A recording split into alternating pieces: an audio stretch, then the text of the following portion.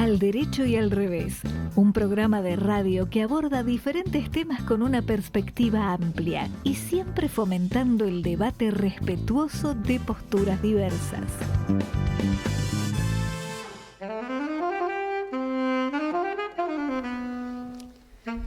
¿Qué tal? Buenas tardes, ¿cómo andan? Empezamos el programa número 364 de Al Derecho y al Revés, que por muchos motivos para nosotros va a ser un programa histórico, así nomás lo anuncio.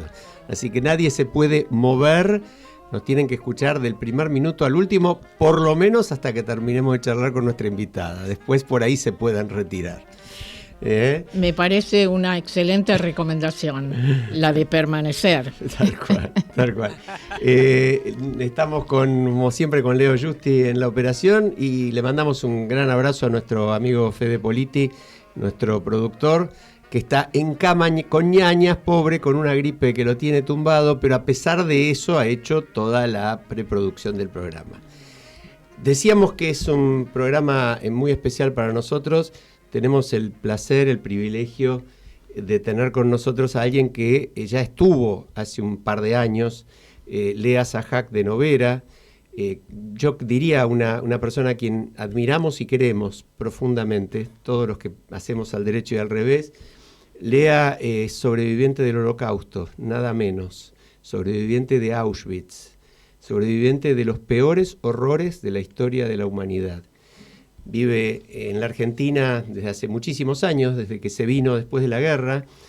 Es una de las militantes de la memoria más destacadas, diría yo, una de las primeras integrantes del Museo del Holocausto de Buenos Aires, miembro de la Red Latinoamericana para la Educación sobre la Shoah, sobre el Holocausto, y escribió sus memorias en un libro muy, muy fuerte que recomendamos, Historias de mi mochila. Siempre recalca que un pueblo sin memoria es un pueblo sin futuro. Lea, bienvenida. Gracias por acompañarnos. Gracias. Hola Lea. Yo me voy a permitir preguntarle a mi querida y admirada vecina, ¿cómo anda? Todavía ando, que no es poco. Como aquella película que dice amanece, que no es poco. Tal cual. Maravilloso. Sí, y te veo por el barrio ahí caminando, a veces tomando un cafecito con alguna amiga. Envidiable, Lea, envidiable. Marta, te aviso que en la previa Lea te ponderó muchísimo y entre las cosas que dijo y en la que me parece interesante que la audiencia se entere, es que siendo vos una mujer que te reconocen en la calle y delante mío, eso no me lo contó nadie, lo viví yo en un teatro, te piden el autógrafo y te vienen a saludar, Lea dijo, y me encanta porque tiene un perfil bajo, ¿no? Y yo comparto eso, dijo Lea.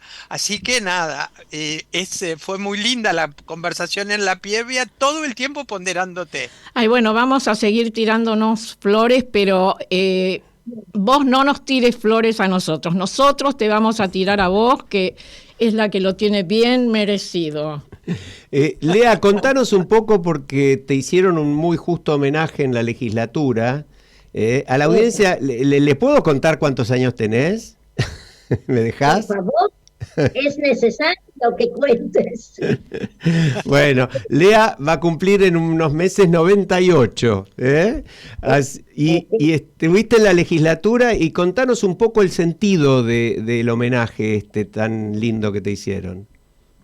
Sí, realmente yo no lo esperaba y es la primera vez de que un diputado de la legislatura vino al museo para ofrecer, y si yo quiero aceptar, de que me quieren hacer un homenaje. Y yo me quedé boquiabierta y dijo, ay, ¿yo qué hice? Lea, vos habrás dicho, ¿un homenaje más? ¿Cuántos homenajes y bien merecidos te han hecho en la vida? No, yo dije, ¿a mí? ¿Yo qué hice? ¿Yo por qué? Bueno, está bien, lo acepté, por supuesto, pero todo el tiempo me sentí un poco, no sé, me daba cosa, como decían mis chicos cuando eran chiquitos, me da cosa. Es, yo no me considero ninguna heroína ni nada por estilo, simplemente porque desde que llegué, y yo más de una vez me pregunté por qué yo sobreviví, por qué cuando todos los míos frente, yo era todavía una criatura y yo vi como los aniquilaron a todos y de qué manera. Pero cuando llegué acá me di cuenta para qué sobreviví, ya que sobreviví. Y empecé a batallar precisamente para que no se pierda la memoria de todo esto, no por mí, no quiero que me tengan lástima, es lo que menos quiero, que me tengan lástima, lo mío ya fue, nadie los va a revivir de vuelta. Por el futuro de todos vosotros, nosotros, de nuestros hijos, nietos, bisnietos, por el futuro de la gente que va a tener seguir viviendo y soportando lo que estamos viviendo. Cada uno tiene que tomar conciencia de lo que pasó y mejorar. Para mejorar hay que luchar en contra de cualquier clase de discriminación. Y esto yo lo empleo constantemente y esto me ayudó, iba agregando vida a los años y llegó a esta edad. Llegué a esta edad todavía pudiendo hacer lo poquito que puedo. Que es muchísimo, que es justamente tratar de preservar la memoria, y lo haces continuamente, Lea, en cada una de tus presentaciones, en cada oportunidad que tenés de vincularte con otro.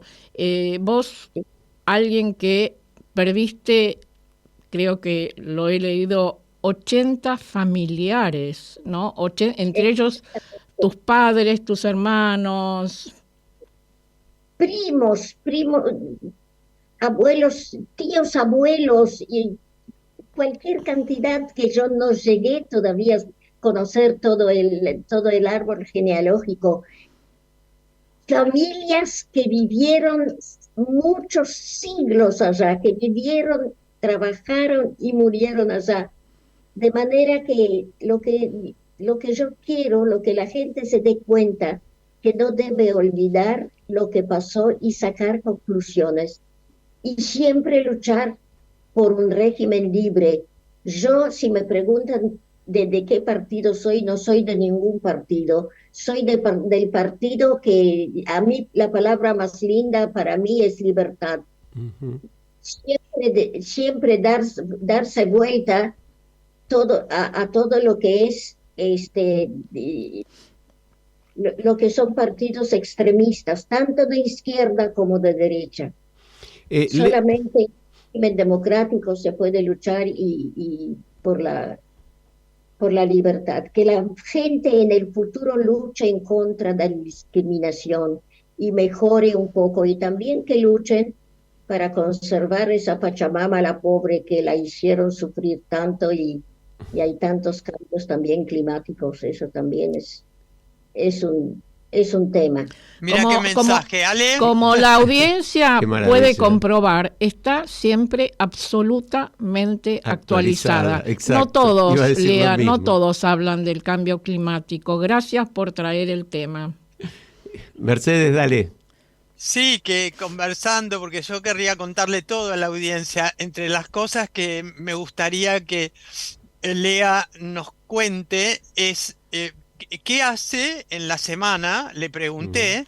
Entonces me dice, miércoles lo tengo ocupado todo el día, y me nombró a la profesora de literatura, Graciela Komerovsky, pero quiero que ella nos lo cuente, y a la audiencia, cómo es una semana común y silvestre de Lea, y qué pasa cuando se acuesta a la noche, ¿no? ¿Cuánto tiempo, qué es lo que hace y cuánto tiempo le dedica?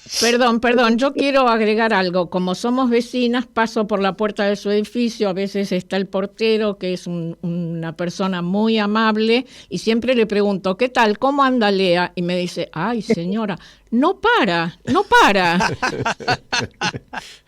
A ver, Lea, contanos tu semana, uno de los días de la semana. Sí, no, yo trato de sacar de lo poco que me queda, porque cada vez tengo más limitaciones. No puedo caminar por la columna que la tengo destruida. No veo para escuchar, tengo audífonos, lo que se puede mejorar un poco se mejora, sobre todo la vista. Justo a mí, que soy una lectora. No, ya no soy una lectora, soy directamente una adicta. Yo sin eso no puedo vivir. Entonces todavía puedo leer, pero tengo maculopatía y retinopatía diabética. No la tengo, pero también es una enfermedad que no tiene curación. Entonces, el libro electrónico, con los 20% de mi 21 ojo que todavía me queda, trato de leer. Leo mis novelas históricas porque yo creo que tuve el sueño, estando todavía en el vientre de mi madre, algún día quería ser profesora de historia. El destino no quiso. Cuando terminé el primario estalló la Segunda Guerra Mundial y bueno, a mí me hizo añicos todos los sueños, me dejó sola en el mundo. Pero todo esto les cuento no para que me tengan lástima, sino simplemente para el futuro, para la gente se dé cuenta lo que significa tener memoria.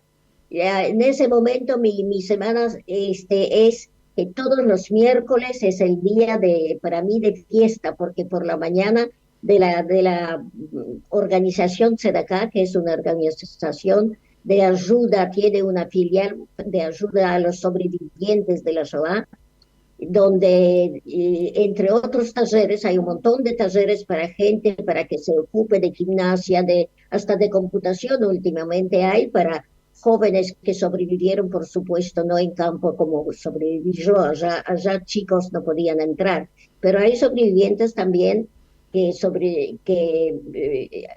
han podido salvar la vida porque estuvieron en algún agujero, o si hay salvados por gente cristiana, porque hubo salvadores a pesar de que expusieron su vida, y yo esto lo subrayo constantemente, que es milagroso.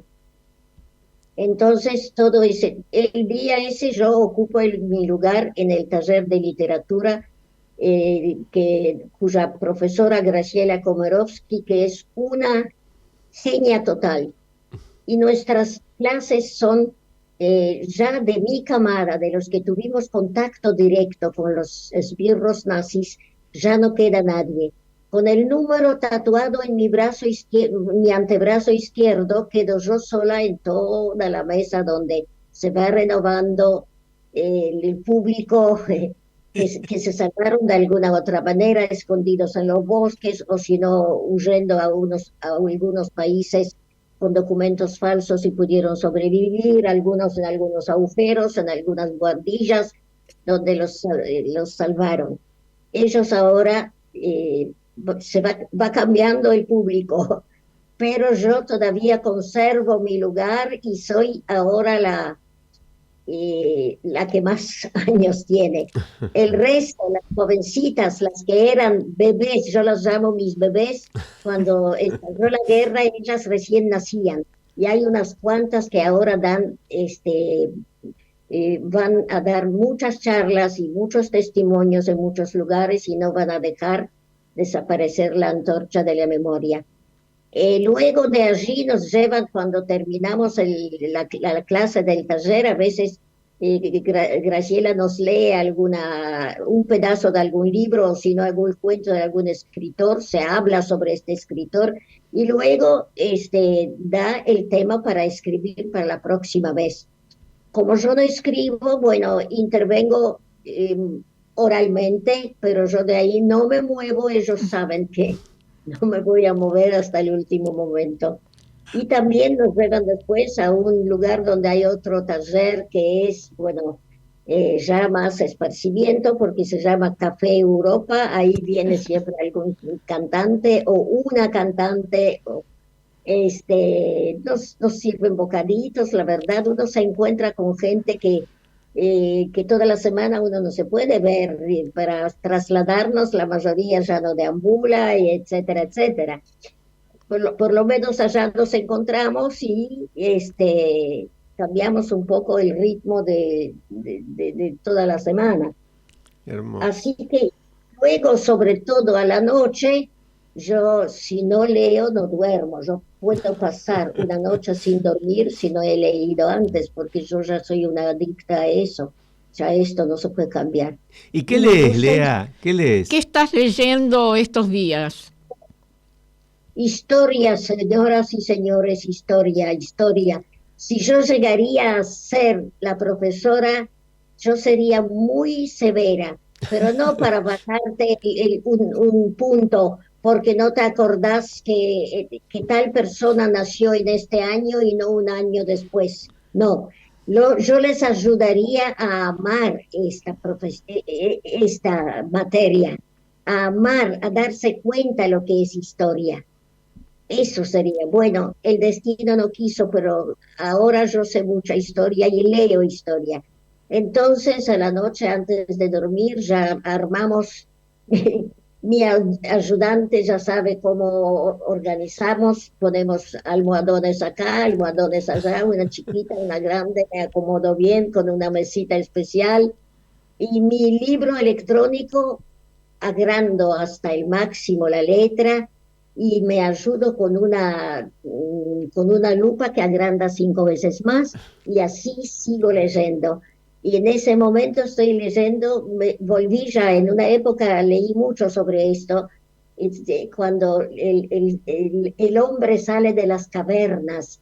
Los primeros, en ese momento estoy con, ella se llama Jane Auel, y tiene, creo que son 5 o 6 libros que son, trata sobre la misma pareja, un poquito de romance tiene que haber, porque hay mucha gente que eso no les gusta. A mí me encanta, porque gracias a eso uno quiere saber y qué pasó más y qué después pasó más. Y estoy todavía en la época cuando el ser humano, ellos todavía no conocen hierro y toman los vasos de ellos son del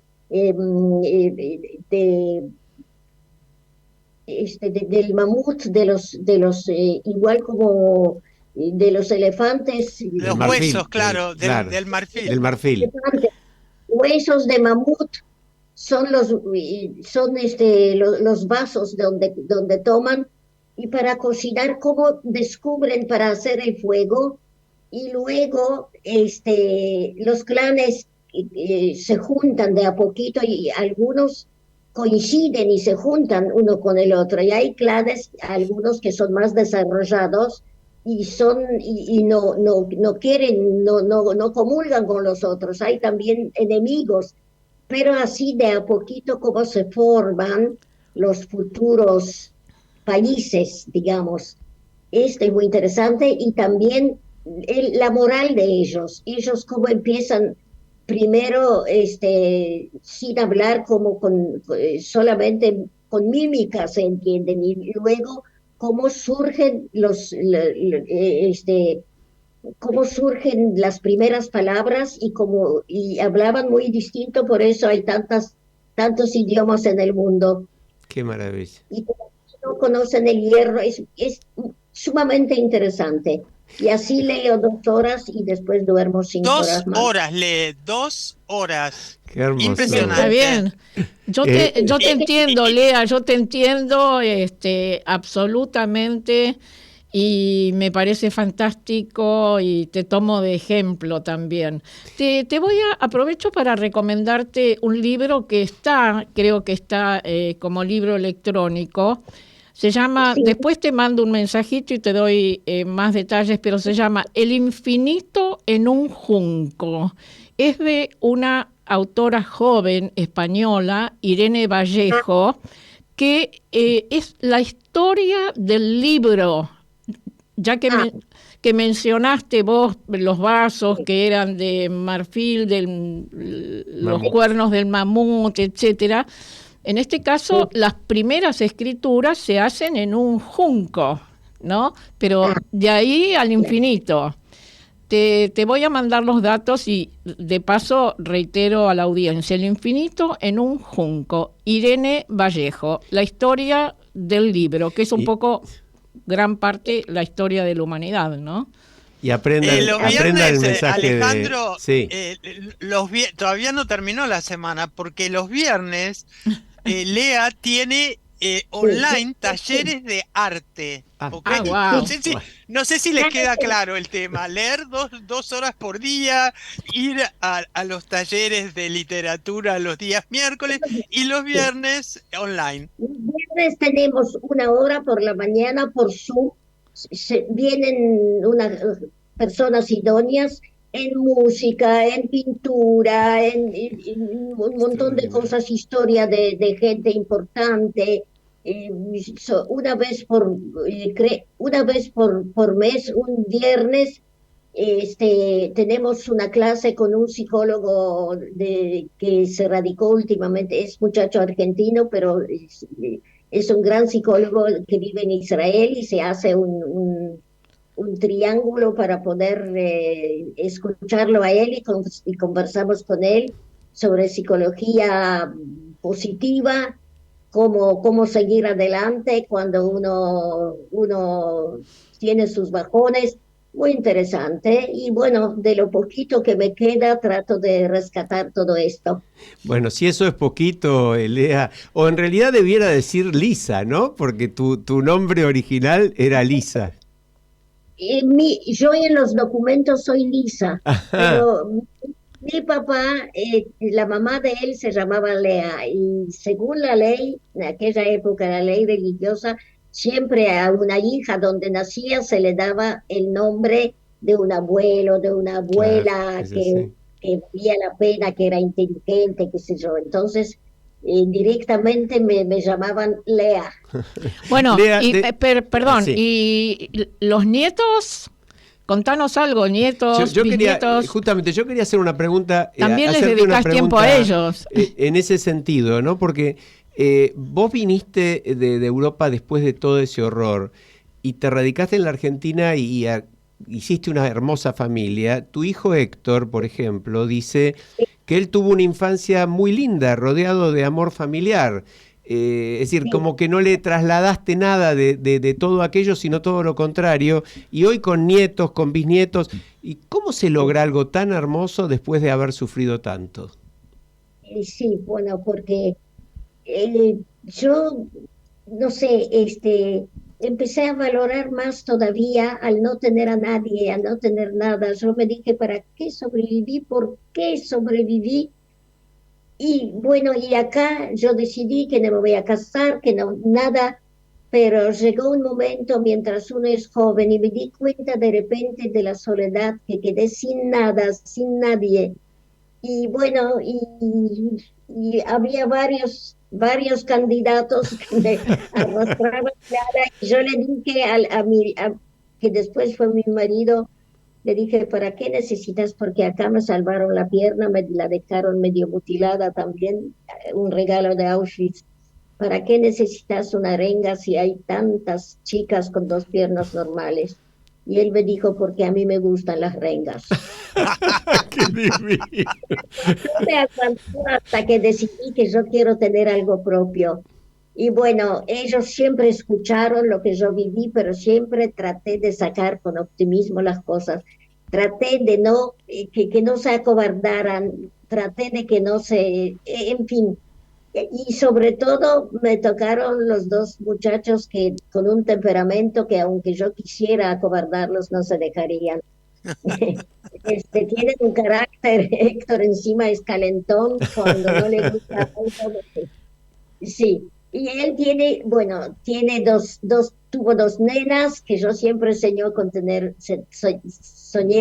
una nena y no la tuve. Tuve 2 nietas, tengo 2 nietas maravillosas, y Héctor ahora es abuelo de Dante, que tiene 5 años, y Juanita, que tiene 3 meses, y es una Juana que va a ser seguro una Juana Zurdú y una Juana Ibarbú, Juana de algo va a ser, porque es una negra con 2 ojos azules impresionantes.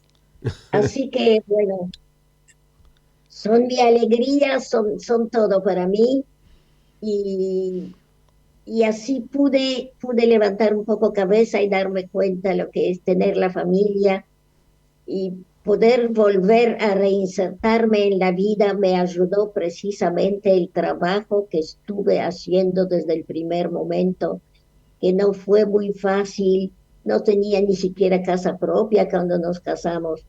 Eh, nada, nada, pero muchas ganas, sobre todo cuando uno es joven, de pensar que el mundo va a ser mejor.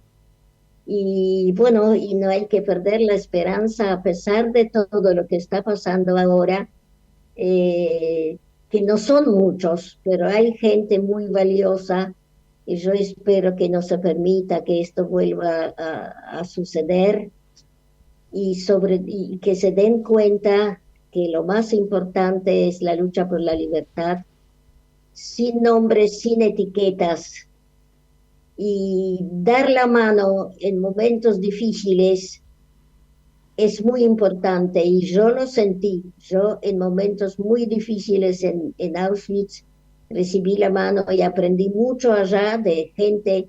Tuve la suerte de dar con ellos que me dio una mano en situaciones límite. Para la Así, audiencia, Lea, vos dijiste gente que te ayudó, especialmente una médica rusa. ¿Podés exactamente. unos minutos contar la historia? Sí, exactamente, porque a mí muy rápidamente los primeros meses en Auschwitz, cuando llegué, nos mandaban a llevar ellos constantemente allí donde se instaló el campo de exterminio. Empezaron a dinamitar más chacras, sacaban a la gente porque ahí les convenía, porque pasaban muchos trenes por allí. Entonces a nosotras, a las mujeres recién llegadas, a los hombres los llevaron aparte al campo de hombres, cargar los escombros, y había lodo y había que caminar despacio porque si uno se caía ya no se levantaba, y así me tocó un día salíamos con una amiga que era mi compañera, dormíamos juntas en ese camastro, y ella se resbaló y se cayó y ya no la dejaron levantarse. Y yo de vuelta la llevé sobre mi hombro, la cabeza de ella, y otra compañera las piernas, y el brazo de ella me golpeaba todos los días, cada paso que daba, y me sigue golpeando hasta el día de hoy. Y yo ya sentía mi pierna que me dolía cada vez más, la rodilla. Entonces un día yo sabía que de este hospital, llamémoslo hospital, en realidad esto era una cámara para la cámara de gas, pero no tuve otro remedio, fui allá, y cuando entré, para que me den algo, aunque sea para que no me duela tanto, me encontré con una hermosa mujer alta, y que hablaba en ruso con alguien. Cuando yo escuché esto, corrí porque yo ruso sabía a la perfección, porque antes de mandarnos al gueto, cuando se produjo el pacto entre Rusia entre en aquel entonces Unión Soviética y Alemania, se dividieron Polonia en dos, entre Ujú. Alemania y Rusia, y nosotros quedamos bajo el régimen soviético. Entonces a mí los 2 años me tocaron estudiar en la escuela rusa. Esto me dio, primeramente, que aprendí el idioma a la perfección y me hizo crecer un poco más. Así que yo sabía el idioma a la perfección, corrí hacia ella llorando y la abracé, y llorando le conté quién soy. Y parece que ella directamente fue un amor a primera vista entre nosotras. Ella después tranquilamente me miró, sin radiografía, sin nada, se dio cuenta de lo que me pasa y me dijo: yo no te voy a poder curar, pero sí te voy a ayudar de alguna manera a salvarse de las selecciones, porque había selección, todos los días seleccionaban si había alguien con una pierna hinchada o algún forúnculo, directamente a la izquierda toda la cámara de gas. Esta médica rusa, en realidad, ella no pertenecía a Auschwitz, pero resulta que ella era una militar y se escapó del campo de prisioneros. Y al escaparse la recapturaron, la torturaron y le mandaron a Auschwitz para morir. Pero este aquí que ella sobrevivió y por su condición de médica empezó a trabajar allá, la mandaron allá para que ayude un poco. Lo que pasaba allá es muy terrible de contar. Y ella me adjudicó una cama y ella también corría peligro para que no la descubrieran. Y cada vez con una venda me vendía la pierna, y cuando se enteraba que va a haber una selección me mandaba al campo de trabajo, al día siguiente yo volvía y ella me daba la cama. Y así fue que gracias a ella muchos meses yo pude salvarme y el tiempo pasar el tiempo para poder de alguna manera poder contárselos hoy a ustedes. Gracias, Lea. Tremenda historia, gracias, Lea. Realmente muchísimas gracias. Es un mensaje que trataremos de repetir cada vez que podamos, no solo por este medio, sino personalmente. Les debemos a todos las víctimas y sobre todo nos debemos a nosotros mismos, a nuestros hijos, a nuestros nietos, como bien decís, pelear todos para que nunca jamás pueda haber un horror semejante en el mundo. Bueno, Lea, y nos encontramos en estos días en el cafecito de la esquina, así seguimos charlando, dale. No, encantada, cómo no. Bueno, nos despedimos, Lea. Y nos vamos, Lea, te vamos a despedir siempre, hacemos una breve pausa musical. Y bueno, vamos a poner un tema que realmente parece escrito para vos. Se llama Honrar la vida. Ay, me gusta, es la canción que más me gusta. Gracias. Un abrazo grande. Chao. Muchas gracias a vos. Lea. Bueno, gracias. Al derecho y al revés, un programa de radio que aborda diferentes temas con una perspectiva amplia y siempre fomentando el debate respetuoso de posturas diversas.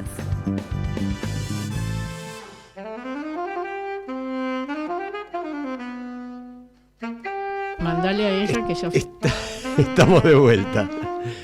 Estamos de vuelta profundamente, yo diría felices y conmovidos, Marta, las dos cosas, ¿no? Ay, no sé si puedo hablar, No sé si puedo hablar porque, nada, todo el llanto que estuve aguantando mientras la escuchaba, siento que puede aparecer ahora en cualquier momento. Qué impresionante, qué ejemplo de vida. Y bueno, como decíamos recién, qué discurso, llamémosle, qué forma de hablar articulada que tiene, no se olvida de nada, las preguntas las contesta tal cual, no se va por los márgenes, no, impresionante. Absolutamente. Bueno, vamos a cambiar de tema, a ver cómo podemos hacer para cambiar de tema. Y por ahí para cambiar, nada mejor que escuchar a nuestro amigo Carlos March, que nos manda una columna sobre un tema de mucha actualidad, verdaderamente. Sí, claro. Lo escuchamos a Charlie. Buenas tardes, ¿cómo están? Aquí de nuevo con esta columna acompañando al programa. Y tuvimos la pésima noticia en materia de participación ciudadana del recorte de los alcances de la ley que regula el acceso a la información pública a través de un decreto presidencial que no solamente restringe el acceso, sino que además otorga a los funcionarios públicos absoluta potestad para definir cuál es la información de carácter público y cuál no. Esto tiene dos impactos concretos. Uno, que le impide al ciudadano controlar la gestión de gobierno. Y el otro, que es tan importante como ese, es que le impide también peticionar a las autoridades, proponer a las autoridades iniciativas en función de información validada por el propio Estado, porque el Estado la niega. Entonces, es un doble impacto negativo que se suma a el recorte de la capacidad de participación ciudadana. La ley de acceso a la información pública en el mundo es una herramienta básica de la democracia participativa, junto a otras herramientas, algunas que son implementadas del Estado, como la audiencia pública, la banca popular, la consulta popular o la iniciativa popular, el presupuesto participativo, las declaraciones juradas patrimoniales de los funcionarios públicos, la recuperación y reutilización de bienes del crimen organizado para uso social, el recurso de amparo. Todas estas herramientas están implementadas desde el Estado, pero también hay un montón de herramientas de participación ciudadana que se crean desde las organizaciones sociales. Por ejemplo, Change.org, una plataforma para justamente peticionar a las autoridades de manera virtual. Los fideicomisos vecinales, que por ejemplo en la localidad de Moreno llevaron gas natural a los vecinos.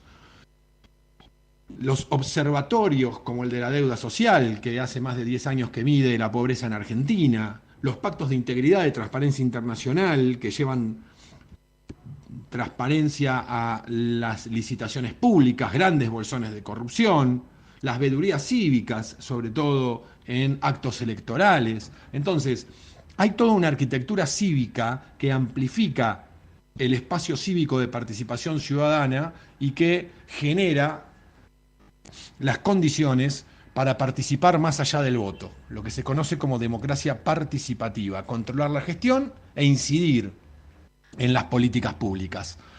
Porque casta no es solamente un conjunto de políticos apropiándose del Estado. Casta también tiene que ver con restringir la participación ciudadana. Por lo tanto, habría que rever bien este concepto de casta y cuánta voluntad hay de combatirla. Bueno, nos escuchamos en la próxima. Un abrazo grande.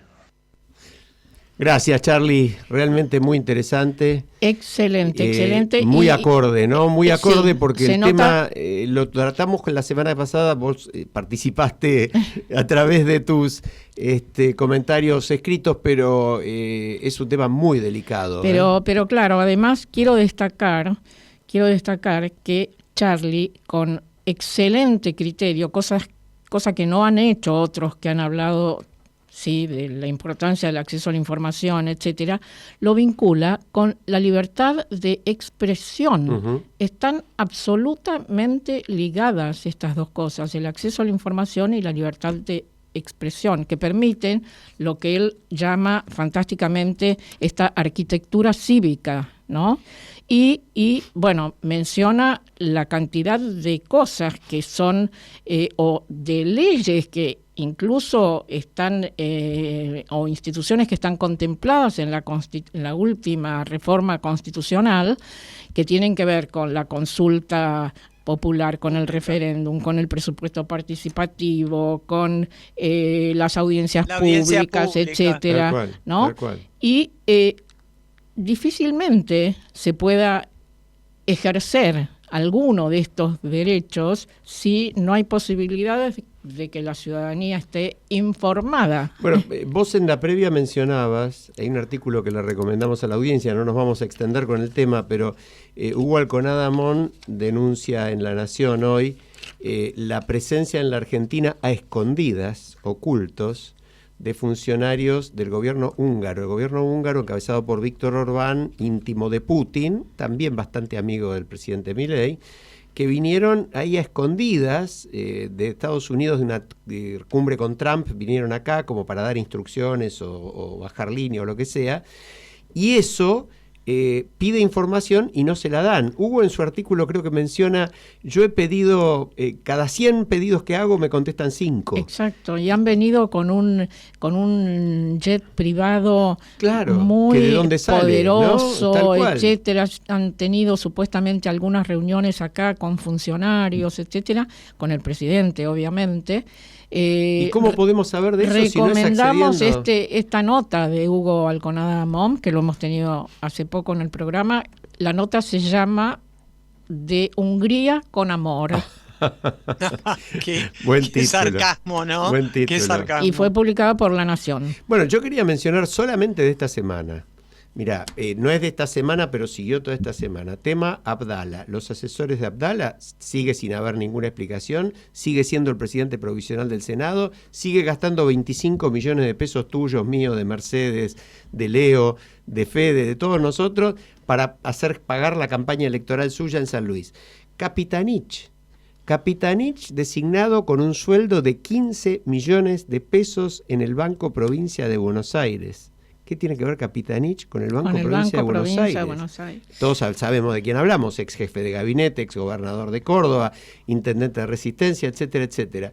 15 millones de pesos. El interventor de Yacimientos Carboníferos Río Turbio, echado por sospechas graves de corrupción en una operación comercial. Bueno, el abuso delictivo del Estado es constante. ¿Cómo nos podemos enterar de todas estas cosas si no es accediendo a la información pública, ¿no? Uh-huh. Tal cual. Quiero interrumpir la línea y seguramente pasaremos a Dale, otro tema. cambia de tema, cambia. No, porque yo me quedé con el tema anterior, que no nos da el tiempo nunca para nada. No, tal cual. Pero lo que yo quería comentar es que la Graciela Komerovsky, que no sé si Lea la nombró al aire, pero cuando habló conmigo me comentó, dijo que era una genia y demás. Yo creo que tendríamos que invitarla porque ella es profesora de literatura de la UBA y es especialista en literatura e identidad y tiene escrito material sobre la experiencia que ella ha realizado, esta que cuenta Lea, de ir acompañando a las personas para que la memoria quede registrada y hecho por ellos en un taller literario. Creo que es una experiencia para que la audiencia también la conozca, vale la pena que la conozca, ¿no? Yo creo recordar que la hemos tenido de invitada. Sí, pero hace por lo menos 2-3 años. Podemos volver a invitarla, pero la hemos tenido, sí, y coincido absolutamente con todo lo que vos decís respecto de Graciela Komerovsky, la conozco, la respeto, la admiro, y ella justamente en la Fundación Sedacá, tal como Lea lo dijo, ayuda en estos talleres para que cada uno pueda escribir su historia y han publicado sacado, un libro. Tal cual, un libro donde hay un cuento de Lea. Ese libro, sí. Tal cual, pero me parece buena idea porque estos temas se pierden. Sí, la vamos a invitar nuevamente. Me parece buena idea invitarla nuevamente. Yo, como decía Mercedes, quería cambiar de tema. Primero queríamos hacer una breve efemérides hoy. Es una fecha muy particular porque en el año 1976, hace 48 años, fue la Noche de los Lápices. Y la desgracia es que posiblemente si hoy le preguntamos a 100 personas por la calle, no sé cuántas se acordarán qué fue la Noche de los Lápices. Fue un horror en la época de la dictadura militar, donde jóvenes que protestaban por el medio boleto estudiantil, muchos de ellos fueron golpeados, muchos de ellos fueron secuestrados, 6 de ellos fueron asesinados. Sí. Y quedó esa noche, justamente por eso de los lápices, en el recuerdo, y es uno de esos horrores de los cuales también perdemos la memoria, ¿no? Tal cual. Por eso queríamos hacer una mención. Buena idea traerlo. Y bueno, y después a eso le siguió la Noche de los Bastones Largos, ¿no? En realidad, no, eso fue un poco... Antes. Claro, fue antes, sí, bueno, fue. La de los bastones largos hay que recordar... fue el 66. Fue el 20, en el momento del golpe militar del 66. La Noche de los Bastones Largos, que provocó después, al poco tiempo, la aniquilación de toda una camada de grandes profesores, intelectuales, investigadores de la Universidad de Buenos Aires. Universitarios. ¿No? A pesar de lo cual, seguimos produciendo y seguimos generando. Bueno, podemos anticipar a la audiencia, vamos a hablar de ciencia y vamos a hablar del estado de la ciencia en el programa de la semana que viene con un gran especialista en la materia. Vamos a dejar la incógnita abierta por ahora. Un tema que habíamos anunciado para tratar, esta semana fue muy, muy dinámica la actividad del Congreso de la Nación, cosa que no suele ocurrir. Por un lado, no pudo rechazar el veto del presidente al aumento jubilatorio y a las modificaciones del régimen jubilatorio, por poco margen, pero no lo pudo la Cámara de Diputados. El presidente habla de 87 héroes que impidieron ese rechazo del veto. Entre esos héroes, entre comillas, lo cito a Sergio Sinaí, su artículo de perfil del fin de semana. Estamos con un gobierno que simplemente cambia una casta preexistente por una casta propia. dice voceros serviles, bueno, diputados como los radicales y otros que ofrecen votos al mejor postor, ¿no? En fin, nada nuevo en la Argentina, pero para que tengamos conciencia de que las cosas se repiten, Sí, ¿no? sí. Esa fue una de las cosas que pasaron en el Congreso. Otra es que en cambio sí pudo rechazar el Senado, ya lo había rechazado diputados, y con eso quedó rechazado el DNU que adjudicaba 100.000 millones de pesos Sí. de la plata que no hay a la CIDE. Sí. Es el primer DNU, esto habla muy mal, Marta, de la democracia. Yo quiero escucharte a vos, porque es el primer DNU rechazado desde la reforma de 1994. Eso quiere decir que en este país un presidente ha dictado leyes con más facilidad del Congreso, porque el presidente dicta una ley y para rechazarlo tiene que haber mayoría de las dos cámaras. Bueno, este es un país Y en cambio, para aprobarla tiene que haber... presidencialista, ya lo hemos dicho tantísimas veces, y al margen de la ley, como escribió tan inteligentemente Carlos Nino, ¿no? Carlos Bueno, Nino. pero pasó otra cosa en el Congreso, anoche. Ujú. ¿Qué podemos decir de eso? ¿Del discurso del presidente? Y lo que pasó anoche en el Congreso, sí. Bueno, qué sé yo tengo sentimientos muy contrapuestos, ¿no? Yo creo que si el presidente hubiera mandado un mensaje o hubiera dado un mensaje por cadena nacional diciendo cuáles eran sus fundamentos para enviar la ley más importante del año, que es la ley de presupuesto, hubiera estado bien. Creo que este circo de ir al Congreso a presentarla es una puesta en escena más. Exacto, a eso quería ir. Además, con esta actitud de monarca, ¿no? Ujú. Yo creo que le faltaba la capa, porque tenía el bastón, tenía el... sí. Y por otra parte, en un acto para presentar el presupuesto, que es de una importancia institucional fundamental, pero para que estén quienes tienen que estar en el Congreso, había familiares, amigos, novios, parejas, etcétera.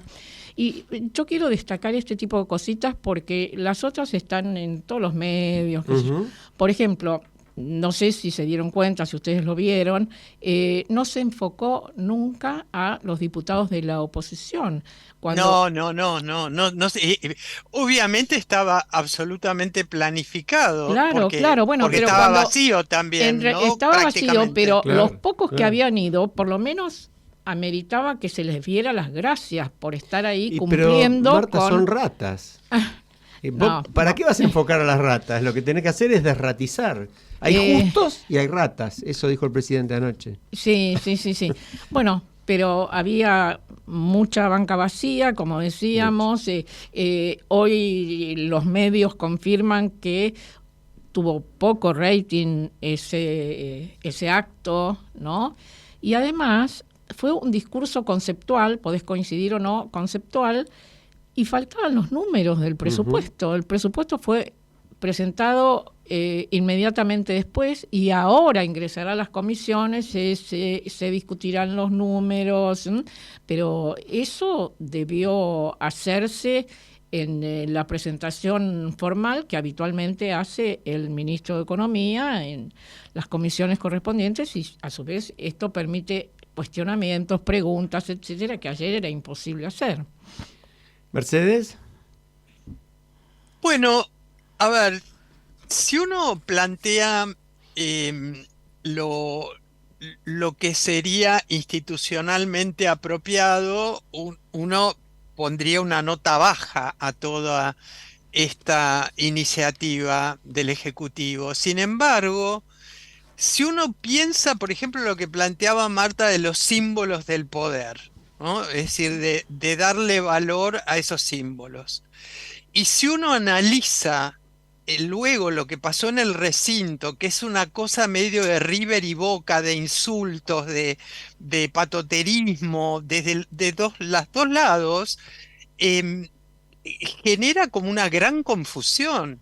Estamos tratando de reeditar y poner en valor los símbolos y los contenidos de la democracia y darle un espacio espacio al Congreso como un lugar donde se generan los procesos de análisis de las leyes y se dictan esas leyes, o estamos generando un nuevo espacio para la contienda más burda política que se ha visto en tiempo, Bueno, ¿no? Es decir, uno se lo pregunta, yo me lo preguntaba en el momento que lo miraba, yo como creo que decía Marta, ¿no? la respuesta por ahí es sencilla, ¿no? Porque en realidad lo que viene pasando, sobre todo en estos últimos días, es que además el presidente por un lado y la principal dirigente, por muy desprestigiada y por muy mala imagen que tenga hoy de la oposición, que es Cristina Kirchner, han encontrado otra vez el deporte favorito de la dirigencia política argentina, que es tener un enemigo y pelearse contra el enemigo. De la misma manera en que Macri se peleaba con Cristina, Cristina con Macri, bueno, ahora es Milei con Cristina. Y se buscan y se necesitan y se pelean y bueno, así es muy difícil construir. Yo no conozco ningún país en el mundo al que le haya ido bien construyendo polarizaciones, descalificaciones, insultos y contrastes entre ratas y héroes. Sí, además despreciando de una manera que a veces resulta increíble, despreciando el Estado, la institución del Estado. Una cosa es que el Estado no funcione bien, que no sea eficiente, que haya que mejorarlo, pero no tiene que desaparecer el Estado. ¿En qué lugar del mundo se funciona sin Estado? Exactamente. ¿no? Hubo una frase ayer del presidente sobre la gestión. Un Estado abierto, ¿no? Un Estado abierto, claro, con colaboración, claro, con participación, con transparencia, con rendición etcétera. de cuentas. Exactamente, hubo muchas menciones a la gestión. Él dijo, bueno, gestionar es echar 31.000 ñoquis, gestionar es aprobar la boleta única a papel, eliminar intermediarios, eliminar piquetes, etcétera. Pero eso no es gestionar, esas pueden ser buenas medidas. Es gestionar, eventualmente. Exactamente. Por ejemplo, aprobar la boleta única de papel. Está bien. Ahora, ¿cómo se va a implementar? ¿Cómo va a llegar el día de la elección con este tema resuelto, conocido por cada uno que vaya a emitir su voto? Bueno, todas estas cosas que sí implican gestión, ¿no? Sí, yo creo que hablamos de déficit cero. Está muy claro a esta altura que el equilibrio fiscal, la gran mayoría de la sociedad ha entendido que vos no podés gastar más de lo que tenés. Eso es un concepto elemental y está bien. Es obvio, como decían algunos analistas, casi obvio. Es obvio, pero en la Argentina nadie le daba mucha importancia. No era preferible ir y darle vuelta a la maquinita. Está bien. Ahora, después de eso tengo que ver en qué gasto lo que tengo, ¿no? Exactamente. Porque si lo que lo equilibro en base a cortarle a los jubilados lo poco que tienen o a desfinanciar las universidades, con lo cual sin ciencia, sin tecnología, sin investigación no hay futuro. Y bueno, es una discusión que hay que dar legítimamente. Sí. Y el que quiera dar esa discusión no es una rata, es alguien que piensa distinto y que tiene totalmente derecho a que lo escuchen, ¿no? Pero bueno, ahí andamos también con el tema del presupuesto universitario, otra ley ya sancionada por el Congreso que el presidente anunció que iba a vetar. Y yo quiero recordar que hace poco tiempo hubo más de 1 millón de personas en Buenos Aires solo y varios millones en el país reclamando, ¿no? Veremos qué pasa. Sí, dale, Mercedes, que nos estamos yendo. No, que hay un comentario de Marcelo sobre el DNU que me parece interesante para el próximo encuentro el lunes que viene. Ah, bueno, léelo. Dice, DNU, el sistema para rechazar un DNU es un invento de Cristina cuando Néstor gobernaba y hacer imposible su rechazo. En varios casos, dice Marcelo de Jesús, planteé la inconstitucionalidad de esta ley que no se... Bueno, entonces creo que vale la pena que el lunes que viene nos comente Marcelo tema, ¿no? Tratemos el tema, tal cual, me parece muy bien. Ahora le mandamos saludos y le decimos que ya tiene tema para... la próxima columna. Bueno, le mandamos otra vez un abrazo a Fede Politi, pronta recuperación. Que se mejore, claro. Y nos vamos hasta descanse. La semana que viene, como dijimos, fue un programa histórico en su primera mitad, sin ninguna duda. Un abrazo para todos, hasta el lunes.